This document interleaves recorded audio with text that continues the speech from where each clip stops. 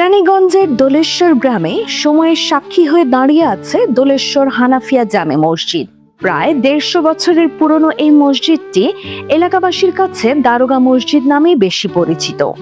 ১২৭৫ বঙ্গাব্দে দারোগা আমিন উদ্দিন আহমদের উদ্যোগে এর নির্মাণ শুরু হয়। তার নাম থেকেই মসজিদটির এই পরিচিতি।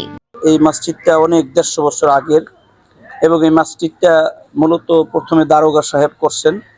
তিনি তার সম্পত্তি ওয়াকফ করে দিয়েছেন এবং এইটা করার পরে দূর দূরান্ত থেকে অনেক মানুষ এটাকে দেখতে আসে। এটা এখন বাংলাদেশ একটা স্মৃতি হয়ে গেছে। লাল ইটের তৈরি ২ গম্বুজ ও কয়েকটি মিনার মসজিদটিকে দিয়েছে আলাদা সৌন্দর্য। খিলানওয়ালা দরজা আর দেয়ালের নকশা দেখলেই বোঝা যায় সেই সময়ের স্থাপত্য রীতি কতটা যত্ন নিয়ে গড়ে তোলা হয়েছিল। সংস্কারের পরও আগের ঐতিহ্য ধরে রাখার চেষ্টা করা হয়েছে।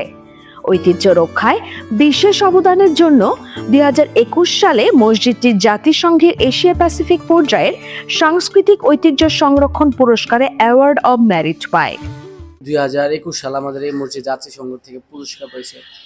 ১৫০ বছর আগে এই মসজিদের পুরোনো মসজিদ, এটা ইউনেস্কো থেকে একটা স্বীকৃতি পেয়েছে। এই জাতিসংঘের ইউনেস্কো থেকে আপনাকে এই মসজিদে এটা পৃথিবীর ভালো উন্নত মসজিদ হিসাবে ইউনেস্কোতে পুরস্কার পাইছে।